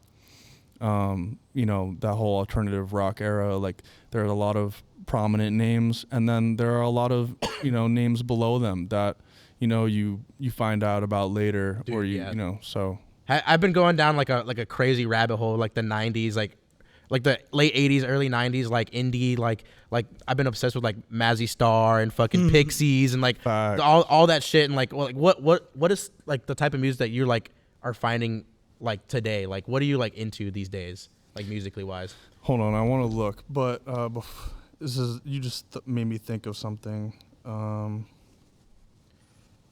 Cause I've been going down that fucking 90s rabbit hole like a motherfucker, bro. Like it's like it has me on a chokehold right now. I tried to do that. I couldn't do it. You couldn't do it? Well, like, it's not that, like, 90s music's bad, but it's just, like, 90s music mainstream was just not hitting. Like, 90s hardcore, like, good beat down, like, Madball and shit's cool. Yeah, Madball's sick, but, like, I don't know. There's just some shit, like... that don't hit? Well, it's just, like, for example, like, Smashing Pumpkins, like... you can't get into it? Well, I love what they've done, like, culturally, but, like, their music's just so fucking pretentious. Their new music fucking blows, too, bro. I ain't gonna lie. Hey, sorry, Billy Corgan, but, like... bro, just hang it up, dog. You've done enough. Like, yeah, like you've made your money. Like you at this really point, you're just greedy as fuck. you big back. Okay. So regarding like going down the rabbit hole of like some of the big bands I would listen to, like for instance, like Tool, I've in the last couple of years found Pussifier and oh my god, what was the other one called? Pussifier and A Perfect Circle. A Perfect Circle, bro. I fucking love them, bro. Like I listened to a couple of their songs and I like that, but the main stuff that I listen to nowadays is like, I listen to a lot of the newer stuff coming out and, the stuff that I grew up on. Like right now, obviously, because last night at 12, Chief Keef just dropped. Almighty Soul, baby. He's my favorite artist ever. Yeah. And that tape he dropped is amazing. I will say I only have probably half of them in my playlist for rotation, but like the new yeah, of his new one. Nefnim with G Herbo. Oh, that shit hit. I love G Herbo. That shit is hard. But his production on that is amazing, and it's always been amazing. But it just leveled up so much for this album, and Yeah, I look at it like, I mean, I know he's past that, but I look at this like almost like it's his Carter 3 type you shit. know? Yeah. Like that's how it feels. Like he's had his Carter 2 and the Carter 1, but this is his Carter 3. But other than that, like, yeah, Chief Keef, you know, let me just scroll through my, Go ahead. like, because, I mean, I listen to, like... So I gotta ask, like, Yeah. coming from, especially people that have been in the scene, I love to ask this question because it gives them a second to, like, jump back a little bit. Like, what do you think of, like, I call them the new kids on the block. My mom, like, coined that, like, new kids in the underground. Yeah. So what do you think of, like the new kids, like Xavier So Bass, Netspend, like Joey, Shed Theory? Like Base Negative Squad adjacent, I feel like is what they are. So I love Joey. Joey's from Rhode Island. I've known Joey since before He's he tapped really the fuck blew up. in. He's so tapped in.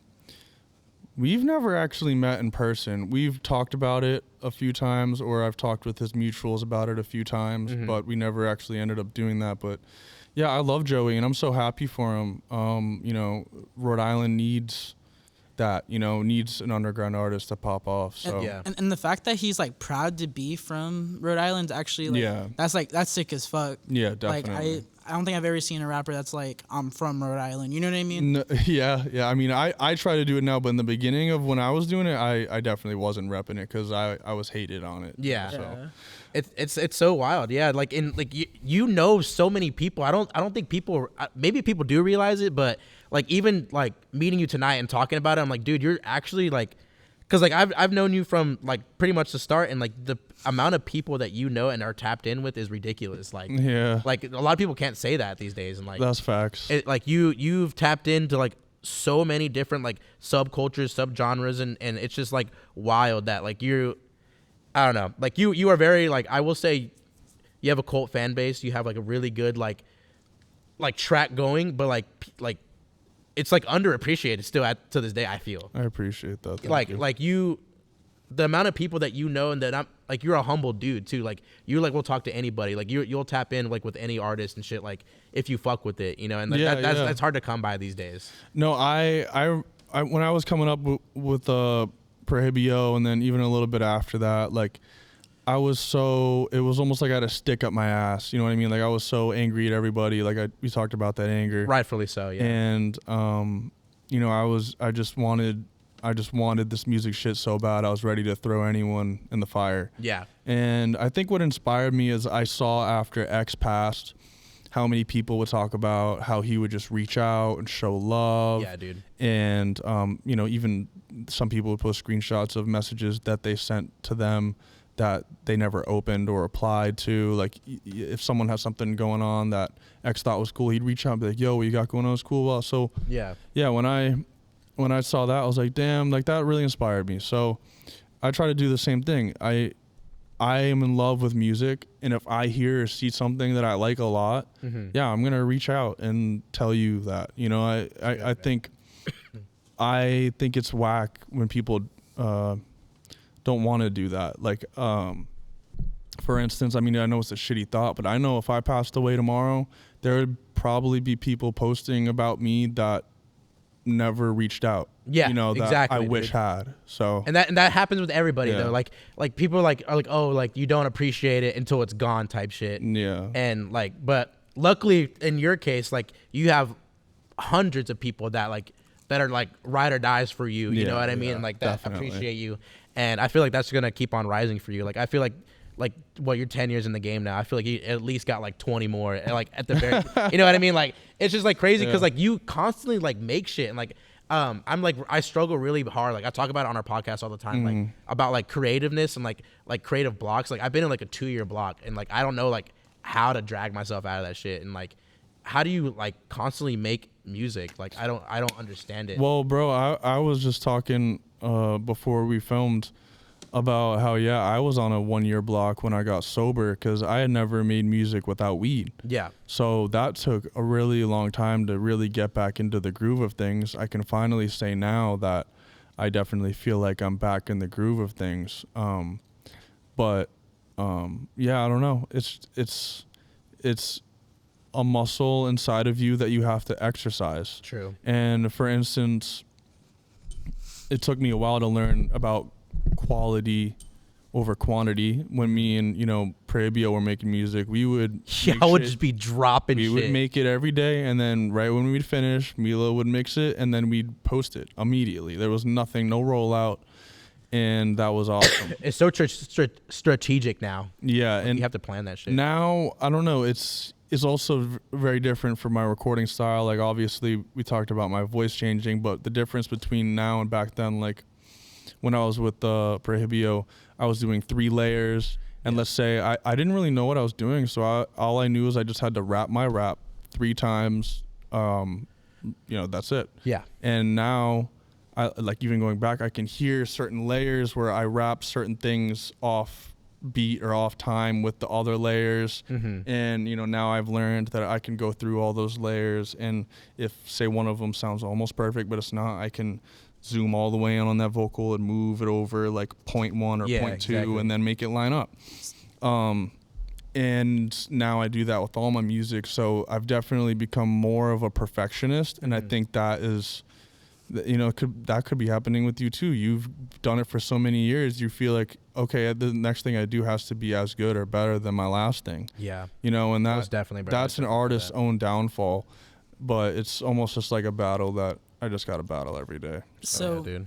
after Prohibio passed, would you say like sonically, like you had to like readjust, because you were saying he was mixing and mastering a lot of stuff for y'all? Did you feel like to a certain degree you had to refine certain aspects of your sound after he passed, considering like he was like the one doing that and was like your right hand man in the creative process? So when he passed, I was in LA, and I had been making music with Black Sand for almost a year or around a year, and for that most of that time he had his own studio, right? Sorry, I didn't mean to cut you off. Well, he rented his own studio. Gotcha. Yeah, and we would go to that, and so he was mixing most of my stuff for the majority of that time, or I'd have other people mix, like MK Ultra or Mavo was good at mixing my boom bap stuff, and then if I had a singing song over like a guitar beat, I would ask P Dix to mix that. Mm-hmm.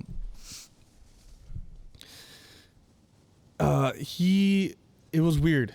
We had like he got out of jail, and then it was like we had somewhat of a falling out because my ex was trying to keep me away from him because she thought he was a bad influence Mm-hmm. and taking advantage of me or something. I don't know. And she said she was going to leave me if I didn't listen to her. So I wasn't in contact with him as much as I would have wanted to be for the last few months before he passed away. Yeah, dude.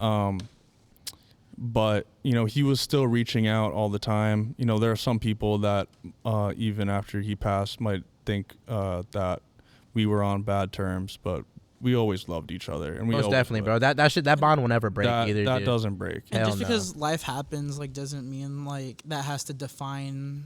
Those last few months don't have to define like y'all's friendship. Exactly. And like I feel like that's an issue that a lot of people have, especially musically. They always think it's all, especially with I don't want to say duos, it's not the right word, but just like having a right hand man in the shit. Like if at the slightest sign of fighting, you know what I mean? Yeah. They assume it's the end of everything. Because back then there was no Prohibio without Gizmo. There's no Gizmo without Prohibio. Like, y'all were Yeah. so like synchronized, you know what I mean? And so like I get like how like opinions can get skewed whenever y'all don't like they don't see y'all interacting on Twitter. Like people are tapped in like that, you know what I Yeah. mean? People are so like invasive in that aspect, and that y'all's like falling out should have stayed between y'all or like whatever the falling out was or whatever, Yeah. you know what I mean? Like it's just I don't know. And I wouldn't even call it a falling out. We just weren't talking. Like for Yeah. instance, like It's just life. I love that dude so much that when he got out of jail, like I'd been getting these threats from my ex for a while, and I was just like, fuck it, like fuck this. I love this dude so much, no homo. Yeah. Like I'm breaking up with you. I'm going back to where he just got out of jail, and I'm gonna go be with him. And I went to be with him for a week, and I'm so happy I did that because that was the last week I ever got to spend with him in real life. And then I went back and got back in that toxic loop. Yeah. But yeah, I don't know. So then when he passed, it was really hard, but I was lucky enough to through mutuals of Midnight Society meet Dutchman. Yeah. And Dutchman now ever since I'd say 2018 has been mixing all of my music. Hell yeah, that's Yeah. what's up. I gotta pee so bad. Bro. You're good, bro. This is a pee break. Be right back. This is a pee break. Be right back. Corrupt Radio.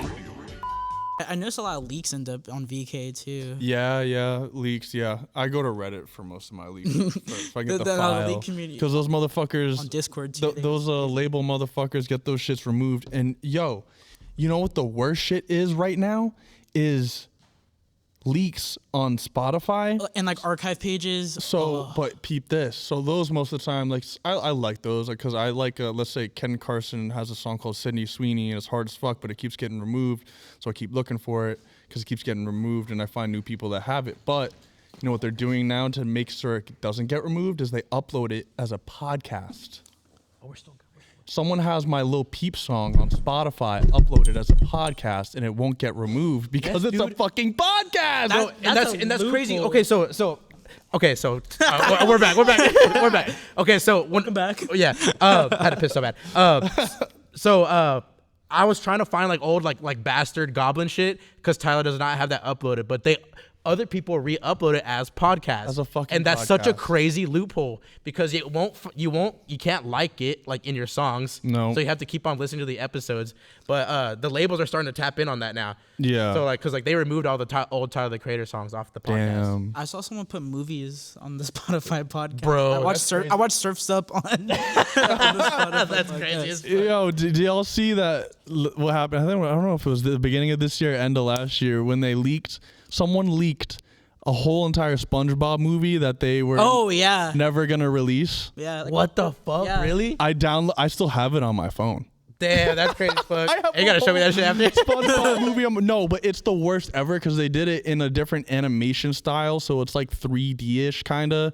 It's so whack, and I tried to watch, like I airplayed it onto my TV, and I tried to watch it, and I was like, bro, It's just unbearable. it's unbearable. That's funny as fuck. Okay, so going back, you said Dutchman started mixing and mastering all your stuff. yeah. Okay, and so that's who you've been consistently mixing and mastering everything. Yeah, Dutchman's been mixing and mastering everything, and I mean, at some point, I probably want to get into mixing and mastering my own stuff. Probably around that same time, I'd get into producing. I mean, I've produced a couple beats that I've never released or most no one's ever heard, but most of it was with help. So yeah, someday I probably want to get into it, but even when I'm getting into it, I still want Dutchman to do my main stuff. Yeah, because you trust him. You obviously trust him. I enough to, trust like, him, but also he is like a wizard for mixing. Like he knows so much shit, like the math into it, the logistics, like everything. Like he has to tell me, like he'll send me like a paragraph that fills my whole phone screen, like breaking down like the mechanics of the mix. But then like he'll have to send me another text like dumbing it down for me. Damn. Like yeah, and he's told me like when he gets into the place where he mixes, I think he does it at home. I'm not entirely sure, but he says it looks like a fucking spaceship with all the mixing boards. Damn, and that's shit. wild as fuck. Yeah. I can't even like I see like those big ass mixing boards. I'm Yeah. like I couldn't even tell you the first thing to do on that shit, bro. That's so like intimidating. That's just so wild. Most of them, they only delegate like 1/4 of it. Oh, So like, so it's what's a the big other ass- shit for? So those are meant for like bands. So Oh, okay. Like you delegate a certain part of the mix board to vocals, another part to like the Shout out Matt. yeah. No, literally that's where I got His it. twin brother is like into like mixing and like he goes to school for that shit. Oh, facts. Yeah, Yeah, so he's a- he's Yeah, really the- tapped in. Yeah, what he has, I mean, all those things, it might not be mixing boards, so something else. I forget, I don't know what they're called, but you know what I mean. Yeah.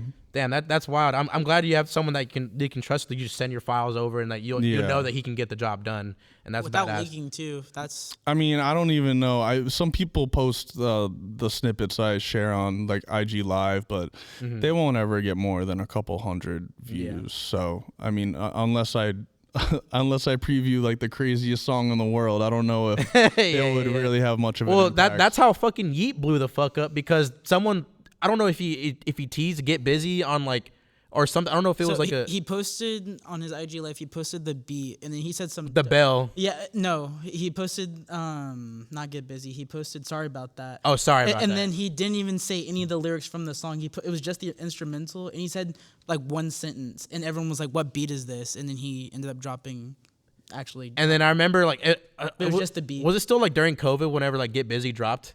It was at the tail end, yeah. At the tail end, yes, because like that was trending on TikTok like so crazy. Like the bell part, everyone was like, he really like rapped about him adding a bell. And like, I was like, it's so wild. So it's kind of a meme, but Hakeem from OGM, he kind of broke it down. It's like the whole reason that like it's kind of, that bar is so crazy is it's like breaking the fourth wall Type shit, yeah. Like think about it, like he's like explaining the beat to you. Yeah. The song's already hard. Yeah. There's a bell. That shit's wild. Like I don't know, that's sick as fuck that he broke the fourth wall and then hopped back in immediately. Yeah, that shit is crazy. I'd say one of the main reasons he blew up though was Twisty P.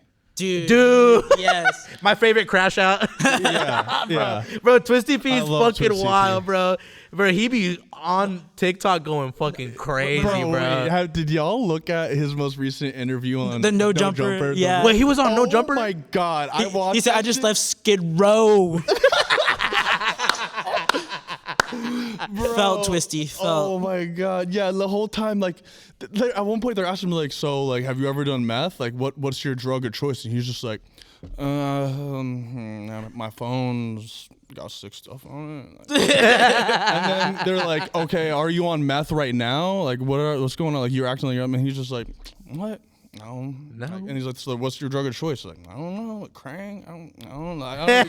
He's all over the place. And it's like, I can't tell if he's on drugs or not on drugs or it's an act or what. But yeah, that dude is. It's a combination of both. The homie who used to manage him broke it down. He's mentally ill, low key. Yeah. He was supposed to get drafted and to play ball. And then he baseball, right? Yeah, And then he linked up with Can and Blue and all of them, and downhill. Yeah, it was downhill from there, and now he's on Skid Row buying 30s. Man, shout out Twisty P though. I will say that's very he's a very entertaining man. I will say. Oh that. yeah, that shit's crazy. Yeah, until he started crashing out. Yeah, bro, I saw like a video like the him like rapping the Yeet lyrics like on the street, whatever. And then I saw like a recent video, like he had like buzzed his head, he like shaved his eyebrows off. I'm like, bro, what is happening? This is so wild. I'm like, Did you see his IG live at the gas station? No, I have not. So he's always at a gas station, he's dog. always at a gas station, but That's fucking so funny. he was talking shit about Summers, Can, and Blue and Jace, and Blue called this dude named OTL BZ. It's like just this gang related ass motherfucker. He's like blood. He's like cool, trippy red and shit. So they dropped his loc from the gas station while he was still on live, and OTL BZ pulled up with his phone and he made him apologize to Summers and all of them. Oh, that's and funny, he literally bruh. stood there and he was like, I don't want no problems. He's like, you see, I'm solo, bro. He's like, That's he crazy, gets to the camera. He's like, Can, Jace, Blue, I'm sorry, because he literally said he was gonna shoot. He said he was gonna shoot Jace's daughter. That's crazy work, bro. That is He wild, said he bro. was gonna hit Ella with a chopper. He literally said he was gonna kill a 4-year-old. That's insane. Bro, you're so tapped in. You know everybody. That's wild. Oh, bro, I know everything. That is crazy as fuck. Well, shit, man. Damn, we've gone over 2 hours. This is crazy. It doesn't even feel like it. Honestly, that's wild. But lastly, is there any like shout outs you want to give? Any thanks you want to give to anybody in like your endeavors so far in this musical journey of yours, or fuck yous even? Like, you want to say fuck you to whoever? You want to say shout out to whoever? Shout out to everybody that's helped me along the way. Shout out to everybody that I've made music with along the way. Mm-hmm. Shout out to my family. Shout out to my girlfriend. Shout out to Prohibio, rest in peace. Rest in peace. Shout out to his family. Shout out to CJ, aka Prod Renab. Shout out Renab. Yeah. Hell yeah. Shout out. Say name drop. Nah, for real. Shout out fire. Dutchman, for real, because I wouldn't be out here without him. Yeah, I think that's about it. Shout out Lil Spence. I love you so Yeah, much. shout out Lil Spencey. Spence. I had told him like, SUB. I was like, guess who I'm interviewing, bro? And he was like, I sent him the song with you and him. January? And he was like, yeah, and he was like, who? I'm like, bro, Oh I sent you the God. link. And I was like, Gizmo. He was like, oh my God, I'm so excited. I was like, that's so cool. And I was Oh like, my God, shout I out love Spence, bro. Spence. Yeah, shout that's out like Spence. a genuine soul. Like that's like my Yeah. older brother right there, bro. I love Shout you. out Spencey, we love you. Shout out beautiful Spence. Shout out everyone at the Trap Barn. Shout out the Trap Barn, bro. Y'all made so many memories. This has been another Artist Hour. Shout out Gizmo. We really Thank you. appreciate you having on. We're sending this off right. See you later. Bye bye. See you next tour. I like that. I don't even have to to bring all that nightmare to my sons in the name of grace. Don't get my mistake, loving bodies like some way. I got out in every way.